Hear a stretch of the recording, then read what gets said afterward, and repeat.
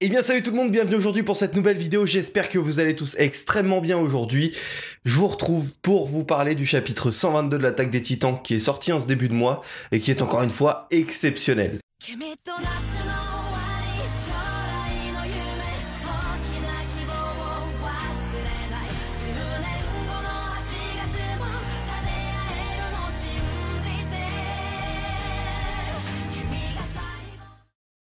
Dans ce chapitre, que de révélations et surtout que de questions qui se posent encore une fois, plein de questions. Mais bon, on va voir ça tout au long de cette vidéo. Ce chapitre 122 est un chapitre que l'on attendait depuis assez longtemps, étant donné qu'on va enfin avoir des révélations sur le personnage d'Ymir. Ce fameux personnage qu'on nous présente depuis le début, qui aurait soi-disant pactisé avec le démon pour obtenir les pouvoirs du premier titan, celui qui sera l'origine de tous les titans que l'on connaît actuellement. Eh bien, on va enfin savoir qui est réellement cette personne, quel est son vécu et pourquoi on en est arrivé là, ou du moins avoir des réponses quand même partielles. On remonte donc environ 2000 ans en arrière avec Ymir, que l'on voit directement dès les premières pages en fait, qui est une prisonnière de guerre a priori, et qui va se retrouver esclave d'un seigneur eldien. Bon, quand je parle de seigneur, c'est pas vraiment un seigneur dans le sens où on pourrait l'entendre avec des seigneurs à l'époque du Moyen-Âge, de la Renaissance. Là, non, on est plus avec des personnages qui ressemblent à des Gaulois, en l'occurrence, ou du moins à des peuples celtes. Ymir est l'une de ces prisonnières de guerre. Et donc, en tant qu'esclave, elle va tout simplement se charger de toutes les tâches que le chef de la tribu va pouvoir lui attribuer. Et en l'occurrence, un jour, ce qui se passe, c'est que les cochons, je crois que c'est ça, se sont échappés et on cherche un fautif. Et alors bizarrement, parce que justement j'aimerais comprendre est-ce que c'est vraiment elle ou pourquoi tout le monde s'est mis d'accord pour la désigner, eh bien toutes les personnes, tous les esclaves qui se trouvaient devant le seigneur, enfin devant le chef de la tribu, eh bien désignent Ymir comme étant la coupable, et donc c'est Ymir qui va traquer pour tout le monde. Alors, est-ce que c'est vraiment elle ou pas? Bon, ça m'étonnerait. Ça rappelle également ce qu'a vécu la Ymir que l'on connaissait, la Ymir qui défendait tout le temps Historia. Ça me rappelle énormément le chapitre que l'on a eu sur sa vie, donc bon...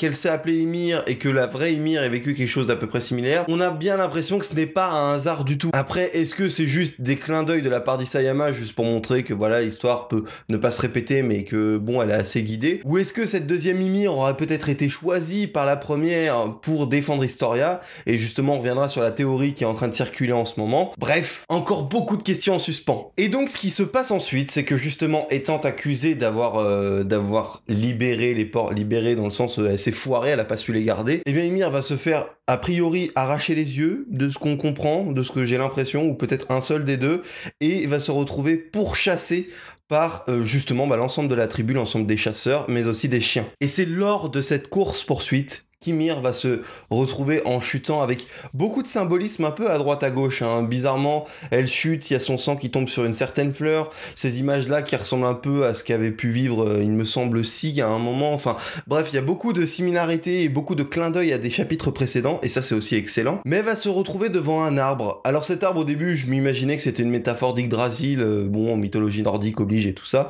A priori, il y aurait peut-être un autre arbre qui expliquerait plus, toujours dans la mythologie nordique, mais qui se rapprocherait plus de ce que l'on voit actuellement. Enfin, peu importe, c'est assez intéressant de voir toutes ces références à droite à gauche. Et la scène assez surprenante, c'est qu'effectivement, Ymir, eh bien, va s'aventurer dans cet arbre, dans le creux qu'il y a au niveau de cet arbre, et se retrouver à chuter, et se faire infecter par une sorte de colonne vertébrale assez particulière, une sorte de parasite, qui va finalement la changer en titan. Et c'est là que c'est effectivement très intéressant, parce que bon, toutes les théories qui tournaient autour de ce fameux démon, on voit que ça a pas l'air de tenir. On sait jamais, on peut avoir des révélations par la suite, mais bon, voilà, comme je le pensais, comme je le disais depuis un moment, alors même si c'est très mystique, il y a quand même une sorte de fondement scientifique dans le sens où, bon, Ymir n'est pas issu d'expérience, comme j'aurais pu l'imaginer, mais on est dans le cas effectivement où Ymir semble avoir été infecté par un parasite, et donc il y a quand même une explication plus ou moins naturelle à ce phénomène que l'on a pu observer pour le premier changement en titan. Et la question que tout le monde se pose et que je me suis posé également et que je me pose toujours aujourd'hui, c'est pourquoi, une fois changé en titan, Ymir n'a pas décidé d'attaquer les personnes qui la pourchassaient? Pourquoi n'a-t-elle pas décidé de se révolter contre la tribu et ensuite de repartir de son côté? Pourquoi est-elle retournée en tant qu'esclave Et là, il y a une énorme ellipse, donc on sait pas vraiment ce qui s'est passé juste après son changement en titan. Est-ce que finalement elle les a tués? Est-ce qu'il a réussi à la convaincre? Est-ce qu'il l'a obligée à faire ça? On sait pas vraiment ce qui s'est passé à ce moment-là, mais en tout cas, la seule chose que l'on sait, c'est qu'effectivement, Ymir est retourné en tant qu'esclave avec son pouvoir de titan pour le chef de la tribu qui a tenté de la tuer quelques heures auparavant. Enfin, je dis quelques heures. On sait pas trop ce qui s'est passé, il y a une énorme ellipse entre le moment où elle a été changée en titan et le moment où on la revoit avec ce fameux seigneur qui prospère de plus en plus. En témoigne son accoutrement, hein, on le voit bien avec ses habits qui prend en puissance petit à petit, et même avec son trône, ça n'a plus rien à voir avec le peuple barbare qu'il pouvait y avoir au début. Donc effectivement, on voit que la réussite de ce peuple, que l'expansion des Eldiens, les premiers Eldiens, eh bien est encore une fois due à Ymir comme on avait pu le raconter dans les légendes. Mais alors pourquoi Ymir a décidé d'être encore esclave? Et ça, je pense que certains disent, enfin certains pensent que ça n'a pas de logique ou c'est juste qu'elle est complètement endoctrinée dans sa tête, enfin bref, il pourrait y avoir plein de raisons, mais je pense que la véritable explication fait partie de l'ellipse qu'on nous montre pas, le moment où elle se change en titan et le moment ensuite on voit le peuple prospérer. Qu'est-ce qui s'est passé entre les deux? Qu'est-ce qui a pu la convaincre de rester? Je pense effectivement qu'il y avait un point important à ce moment-là et dont on n'était pas encore au courant. Après, on voit effectivement comment ça se passe, on voit que Ymir obéit complètement au roi des Eldiens qui lui ordonne d'attaquer les Mars. On voit effectivement que depuis le départ, il y a un conflit entre Eldiens et Mars depuis plus de 2000 ans et qui continue de prospérer à l'heure actuelle. C'est d'ailleurs ça, je pense, quand Eren parle un peu de briser tout ce qui se passe depuis je ne sais combien de temps. Effectivement, il parle entre autres des titans je pense, mais surtout de cette fameuse guerre qui existe depuis plus de 2000 ans. Et puis le roi forcément pour récompenser la fameuse émir qui a aidé à faire prospérer son peuple, décide tout simplement de lui faire porter ses enfants. Quoi de plus génial? Enfin bref, ce roi, je pense qu'il en dégoûte plein, il me dégoûte aussi, bon bref, je ne supporte pas ce personnage, et actuellement comme on n'a pas les réponses, je ne comprends pas pourquoi Ymir est retourné le voir alors qu'elle aurait pu se barrer à ce moment-là. Je pense qu'il y a effectivement une raison qu'on nous a pas expliquée durant la toute petite ellipse. Donc ensuite, on voit les batailles, on voit le fait qu'Ymir aide les Eldiens sur le champ de bataille, qu'ils arrivent à s'en sortir contre les Mars qui ressemblent à des Romains cette fois-ci. Et puis on voit Ymir effectivement qui tombe enceinte et qui, à la manière d'Historia, a une case dédiée qui ressemble énormément à celle qu'on avait pu voir en fin de chapitre pour Historia. Et je pense que ce n'est pas juste un clin d'œil, je pense vraiment qu'il y a une info derrière et qu'on nous montre un parallèle entre les deux personnages qui est ultra important et qui va se révéler, je pense, important par la suite. Ça rejoint d'ailleurs l'une des théories que je vous expliquerai après, que j'ai pu voir circuler. D'ailleurs, un petit point que j'avais pas noté dans la mise en scène mais qui est intéressant, c'est effectivement que tous les personnages ont les yeux masqués, ont les yeux cachés dans ce souvenir, et ça, c'est un symbolisme très fort. Après, comment l'interpréter, c'est assez compliqué. Tout au long de ce chapitre, on voit pas les yeux d'Ymir, et puis c'est au final... on en reparlera, mais à la fin, on les voit enfin apparaître et c'est là que tout se passe, que toute l'histoire se brise. Et ensuite, on voit une scène post-bataille où justement, eh bien, le roi des Eldiens a pu... Alors, il me semble bien que ce sont des Mars qui se trouvent en face de lui, donc a pu vaincre les Mars à ce moment-là, a pu faire en sorte qu'ils deviennent, a priori, ses serviteurs, en tout cas ce sont des prisonniers de guerre, si... on en croit bien ce que c'est. Peut-être que ce sont des Eldiens à ce moment-là qu'ils ont un nouvel équipement. Ça, j'ai un peu du mal à l'entrevoir et à le savoir. Mais en tout cas, l'un des généraux qui se présente à l'avant décide de lancer une fameuse lance sur notre personnage, le roi, le connard, le Fritz de merde, là. Oui, bon, fallait que je me lâche, hein, parce que franchement, ce personnage, je ne le supporte pas. Je pense que tout est fait pour qu'on ne le supporte pas, mais ça marche. Et encore une fois, tu ne sais pas pourquoi. Pourquoi Ymir a décidé de s'interposer, de protéger le roi Fritz et de prendre la lance pour lui. Bon, sachant qu'en plus, par la suite, on va comprendre qu'elle a décidé de se laisser mourir parce qu'en réalité, elle aurait pu tout simplement, avec son pouvoir de titan, se régénérer, mais elle a décidé que ce ne serait pas le cas. Elle a abandonné l'idée de vivre. Mais pourquoi à ce moment-là? Qu'est-ce qui s'est passé? Et encore une fois, comme je le dis, je ne comprends pas pourquoi elle l'aide. Personne ne comprend, certains pensent juste que c'est psychologique ou autre. Je pense qu'il y a une raison plus profonde encore une fois, et je pense effectivement que la raison ne nous est pas encore donnée, et qu'on l'apprendra peut-être par la suite. Mais si on n'a pas de réponse à ce niveau-là, je pense que je serai un peu déçu, parce qu'après on peut faire plein de théories sur l'état psychologique d'Ymir à ce moment-là, de vouloir l'aider et tout, mais il n'y avait pas vraiment de raison. Je veux dire, il n'y avait même pas de raison, t'es prisonnière, t'es esclave, enfin t'es prisonnière de guerre, tu deviens esclave, tu peux te barrer.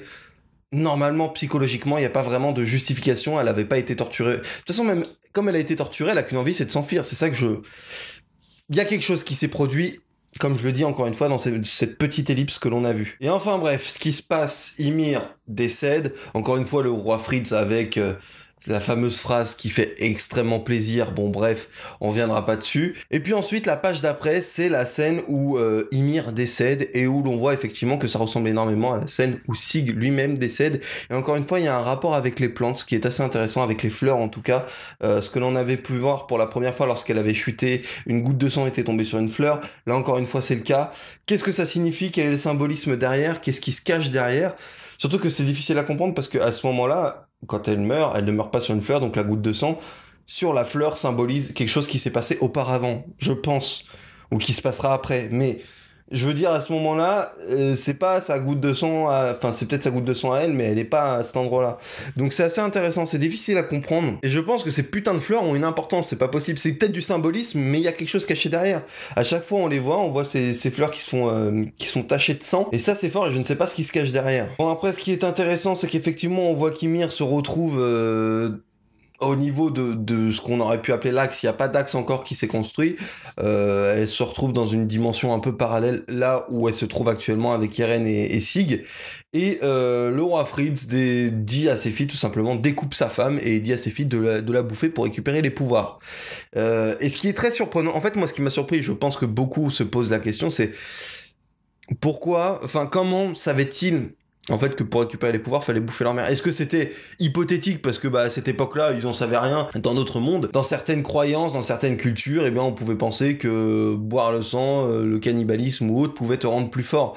Et encore une fois, est-ce que finalement à la base c'était juste une croyance et ça s'est avéré être vrai, les filles ont pu récupérer le pouvoir du titan, ou alors est-ce qu'effectivement le roi Fritz était au courant que c'était comme ça qu'on pouvait se transmettre le pouvoir? Et alors à ce moment-là, comment était-il au courant? Est-ce qu'il y avait d'autres titans auparavant et qu'au final le roi Fritz était au courant de par ses ancêtres que ça existait et que c'est comme ça qu'il fallait transmettre? C'est très compliqué parce que pour moi Ymir c'était quand même le titan, la première personne humaine à avoir obtenu des titans, donc j'ai un peu du mal à comprendre. Puis bon, la symbolique, ces trois filles, comme on le savait, qui s'appellent Maria, Rose et Sina, en hommage forcément aux trois murs. La scène de cannibalisme, je reviendrai pas dessus, bon, je sens qu'elle va être censurée en animé, ça c'est sûr. Et puis, ce qui est intéressant, effectivement, c'est qu'on voit qu'au moment où Ymir se trouve dans l'axe et au moment où elle se fait dévorer par ces trois filles, eh bien, tu as l'axe qui, je ne sais pas s'il était là, il était peut-être là juste avant, mais se scinde en trois. Donc on voit effectivement que le pouvoir d'Ymir a été scindé en trois parties, donc entre ces trois filles. Et ensuite, le roi, sur son lit de mort, dit à ses filles,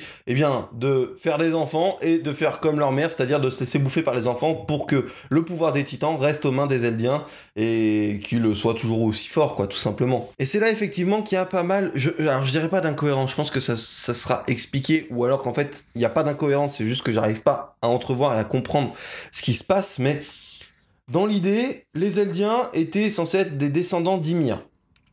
À la base, c'est ce qu'on nous racontait. Bon, là on se rend compte qu'il y avait des Eldiens avant Ymir, et que Ymir n'était peut-être même pas une Eldienne elle-même, mais finalement elle était prisonnière de guerre des Eldiens, et puis bon, elle a eu des enfants avec le roi des Eldiens à ce moment-là, et donc ces enfants étaient par le sang des Eldiens. Bon, soit. Ce qui me trouble, c'est cette histoire de famille royale, que j'ai du mal à comprendre, pourquoi y a une distinction entre la famille royale ou non, étant donné que, a priori, lorsque l'on voit dans l'axe, en fait, on voit les branches, les chemins qui se forment petit à petit, ils ont l'air de tous se diriger vers des nouveaux Eldiens, des gens qui auraient potentiellement le pouvoir des titans. Donc on en conclut avec toutes les branches que l'on voit sur cette image, qu'en réalité, tous les Eldiens sont des descendants d'Ymir et ont une partie du pouvoir des titans.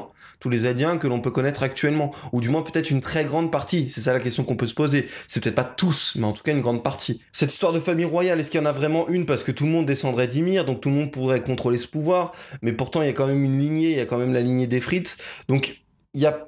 Je sais pas s'il y a 20 000 théories. S'il n'y a pas de réponse à ce moment-là, si tous les Eldiens descendent d'Ymir, mais tout le monde ne peut pas contrôler Ymir, enfin ne peut pas contrôler le pouvoir du titan originel à ce moment-là, comment il y a une distinction avec la famille royale, c'est ça qui est assez compliqué. Surtout qu'il y a eu 9 titans primordiaux a priori, donc les titans primordiaux, on peut supposer que ce sont des personnes qui ont effectivement bouffé des parties des filles d'Ymir et tout ça. Peut-être que chacune des filles a eu 3 enfants ou quelque chose comme ça, qui a fait qu'au final, les 3 enfants, à chaque fois, ça a donné 9 titans différents.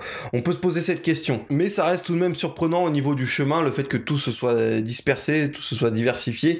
Comment ça se fait? Et c'est compliqué parce que j'ai peut-être des idées, mais c'est dur de justifier ça. Sachant que ce qui me trouble encore plus, c'est qu'à la base, au niveau des chemins, on avait l'impression qu'il y en avait que le nombre de titans primordiaux. C'est-à-dire qu'au début, on pensait qu'il y en avait 9. Et c'est pour ça que l'on voyait effectivement, Ymir, la première fois qu'elle s'est retrouvée devant le chemin, elle en avait un, c'était pour lui indiquer la direction, etc., etc. C'est ça que j'ai un peu du mal à comprendre, pourquoi il y en a autant dans cette représentation. Je pense que c'est ça qui brouille. Mais ça revient encore à poser la question, comment ça se fait que t'aies cette histoire de famille royale qui peut contrôler les pouvoirs du titan d'Ymir, dont on peut obéir, alors qu'au final, a priori, tous descendent des filles d'Ymir.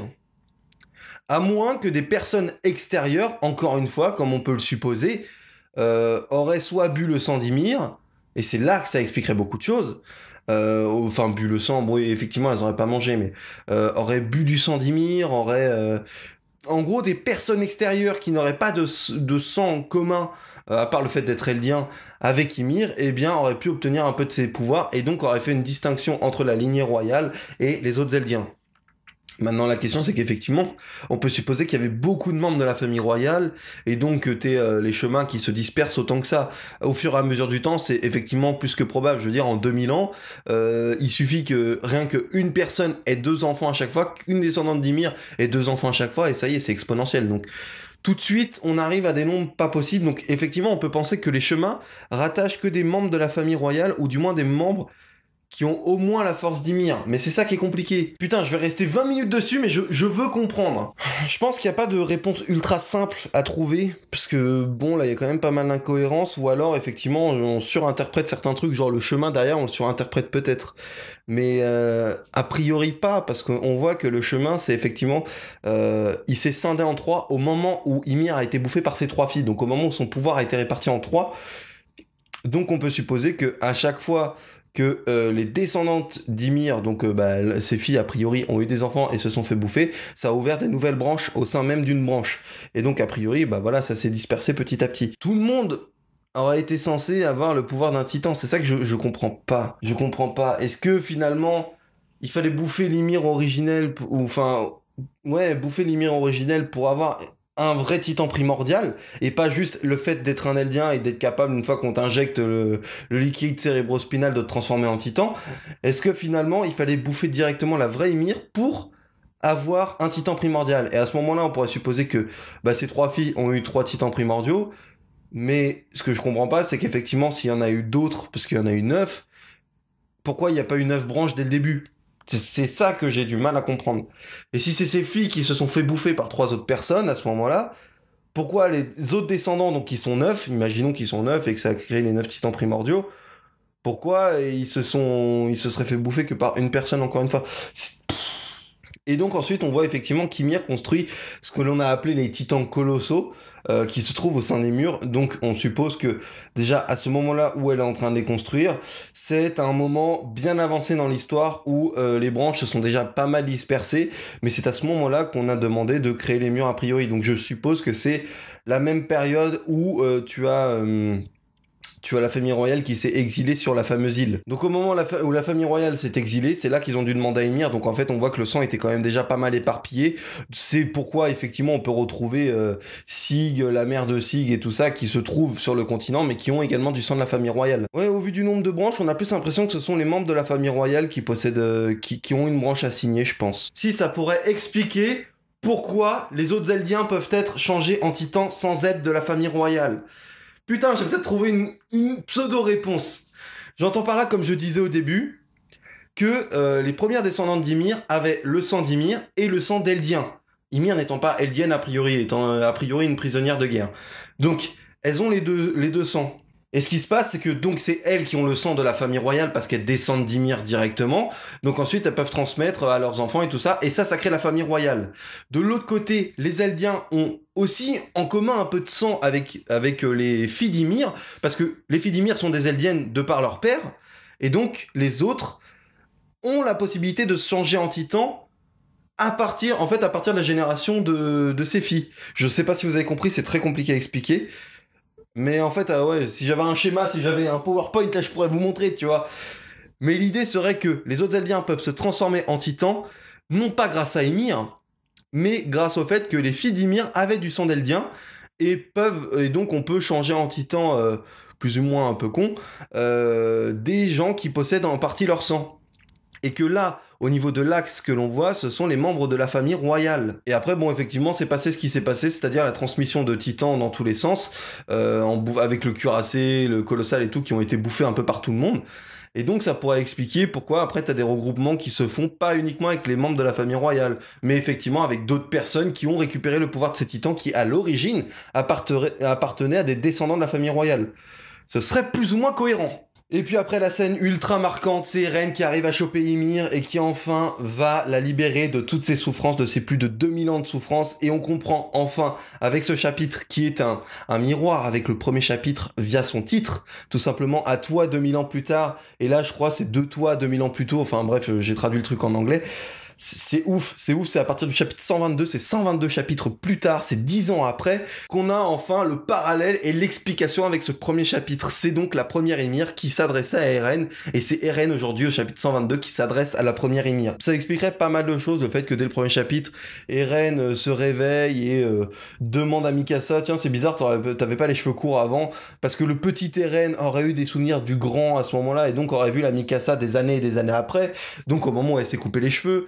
Il y a même plein d'autres choses, il aurait peut-être pu pleurer parce que bah, justement il aurait vu ce qui s'est passé avec Ymir, ou je sais pas, en tout cas un rapport avec Ymir aussi, peut-être un souvenir qui leur a été envoyé après, je ne sais pas ce qui s'est passé par la suite, parce que justement, ce qui est assez exceptionnel, c'est que Eren arrive et donc laisse le choix à Ymir de tout simplement soit continuer à être prisonnière de cette dimension, à continuer à obéir aux autres, ou alors de casser ça, d'être enfin libre et de tout arrêter. Il y a encore plein de questions qui se posent, comment ça se fait que c'est Eren qui a été choisi par Ymir, donc ce serait le descendant du titan assaillant, mais est-ce que le titan assaillant, en fait, comme certaines théories le disent, il serait indépendant des autres, parce que sinon on aurait pu se dire que rentrer dans l'axe c'était possible pour tous les membres de la famille royale. Pourquoi il a fallu attendre Eren et Sig?